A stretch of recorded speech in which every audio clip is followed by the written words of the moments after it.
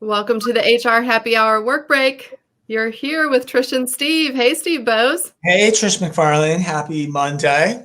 As I look at myself in the video screen, all I can think about is how awful the Santa beard is looking today. And I'm not super enthusiastic about 11 more days of this, just FYI. You know what? I think it's coming in nicely. And then I think maybe for New Year's, you should get Just for Men and dye it like brown. That's not happening. Come on. On Christmas, on Christmas, this is getting shaved. Okay. Well, it's looking good so far. I think you're doing all right. All right. Well, I tried to spiff up. I changed into a different T-shirt that I was wearing, a nicer one. Shout out to throwback Golden State Warriors Chris Mullin. Trish, I know you were a big fan. Chris Mullin was my absolute favorite college basketball player. Really? When I was a young youth. Yeah. Okay. Legendary college basketball player, played for St. John's in New York. Okay. Went on to have a great pro career, played on a couple of Olympic teams within Team USA. Fantastic player. So shout out Chris Mullin. Is that why he was your favorite? Because he was really a good player, or was there some you had an affinity for him? Great player. He was a lefty like I am, so I modeled my game on his a little bit. He played the same position as I did. Yeah, he just played it infinitely better than I played it. But yeah, he was. And St. John's was they had a run in the 80s where they were going up against those great Georgetown teams featuring Patrick Ewing for a number of years. And St. John's real problem was they were probably the second best team in the country. They just couldn't beat that Georgetown team. And so they never did win a national title, although they made it close. They made it to the Final Four. But Patrick and Georgetown thumped them. So anyway, shout out and St. John's. I feel like we could go into that on your, other podcast, Basketball Today, but super interesting, Steve. Oh, no. Sometimes I talk about things and you get on to me and you're like, oh, you lost me. And I'm thinking like, you're acting like I know what you're talking about. I'm going, yeah, really? Oh, that one. Yeah, I got it. Well, I have a question for you. I know you'll have a comment on. Can I ask you a question? Sure. I reported on this show, Trish, that the Charlie Brown holiday specials were only going to be made available on free TV on PBS and run one night. Thanksgiving has passed. Last night, Trish, on PBS, a Charlie Brown Christmas ran. I did watch it. So here's my question to you, Trish, is what's your favorite holiday show or special? What's the one you love the most? Oh, that is so tough because I do like Rudolph. I love all what do you call that? It's not clay, but it's like that animation where they have. Is that claymation? Is that what it was called? What was it called? Claymation? Is it claymation? Because they weren't clay. I don't know. Maybe they were clay. Anyway, I like those. But honestly, when I watch Frosty the Snowman, that's probably my favorite. And I think it's because I have a younger sister named Karen Hunter, who's been on the show. And the little girl in Frosty is Karen. And so I just always kind of liked her. And she kind of looked like my little sister. So the blonde hair, the, little bit of adventure. Oh, I'm getting a call here. Come on, people. We're live on the air. I'm going to decline that. I'm going to ask how in the world are they not watching it? No. Well, I decline and block, too, for that egregious offense. All right. I'll try and block that person. Anyway. Frosty. Okay. I have a controversial opinion on the Grinch, Who Stole Christmas. Okay. Which is this. I feel like the stupid Who's kind of deserve to have their Christmas stolen from them. No. They were asking for it just a little bit of comeuppance there.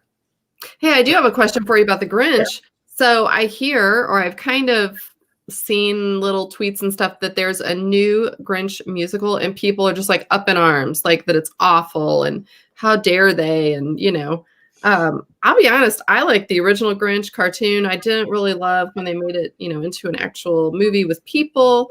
It was all right, whatever. But yeah, at what point do you stop remaking things? I feel like everything from the 60s and 70s has already been remade like at least once or twice.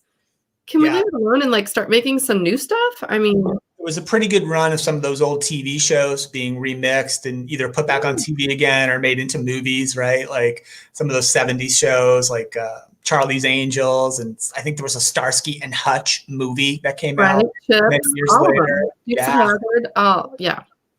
You know what the problem is, though? It's funny. So I do have Pluto TV, which if you're not watching it, Pluto TV is free. It's a free app. But I do that instead of paying for local channels and whatever, because it does have some news and weather and that sort of thing if I need it. But they have a whole station now dedicated to Three's Company, a whole station of, I think it's Facts of Life and Love Boat.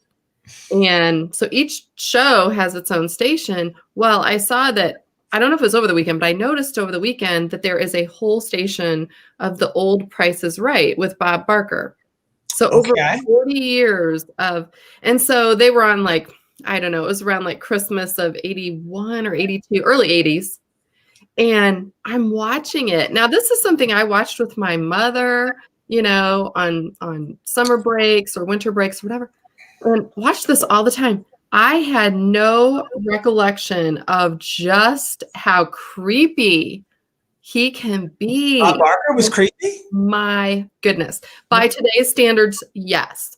Like he had a woman on one of the episodes this morning, and really pretty girl. She was probably in her mid-20s, maybe. Mm-hmm. She had on like a nice teal jumpsuit. It had a little V-neck. Nothing was showing at all.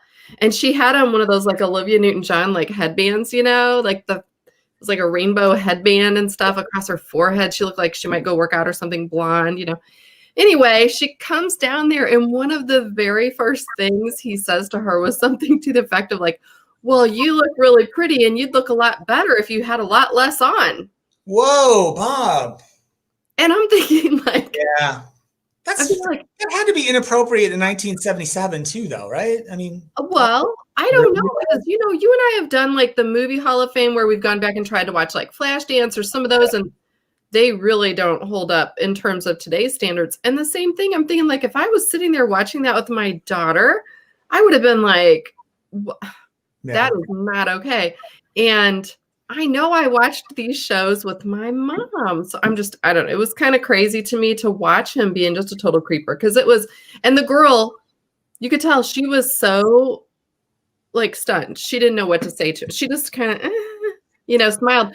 But like, why? Why do people like, why would you say that to a young woman? Well, you would look a lot better with a lot less on. Yeah, that's really rough. And I'm glad that made the editing cut. They didn't edit it out either. That's weird as well.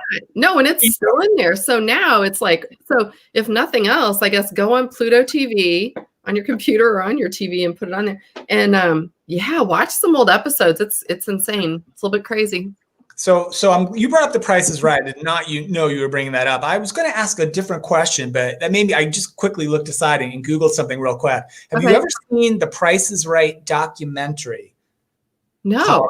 It's called The Perfect Bid, The Contestant Who Knew Too Much. I highly recommend it. I'm not sure where you find it. Just Google it, or maybe it's on Netflix thing.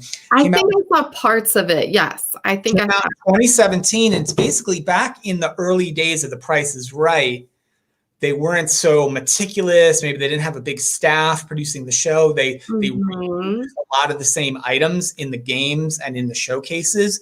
Sure. And so a guy named Ted Slauson spent a lot of time memorizing and documenting the games and the prizes. He basically began to just figure it all out. And then he eventually became a contestant, and he would advise other contestants as well. He would bid like perfectly, like he just knew, he figured out the game, he cracked the code. Wow. There's a document. It's only about an hour and 20 minutes long. I highly recommend it. It's called, Perfect Bid, The Contestant Who Knew Too Much. So check that out. And after they caught on to him, right, they started to say, oh, shoot, we got to get a little smarter about how we put together this game and mix up the prizes a little bit more, and et cetera. Mm-hmm. Otherwise, you know, it was just too easy to figure out, which is kind of unimaginable now when you watch it. And they do some of those elaborate showcases, and you think, how could I memorize all the prizes? But he did back in the day. You know what? I think our memory is short when it comes to that stuff too, though, Steve, because if you were to watch now with, was it Drew Carey? Is that his name? Drew Carey? So, yeah. Is the host.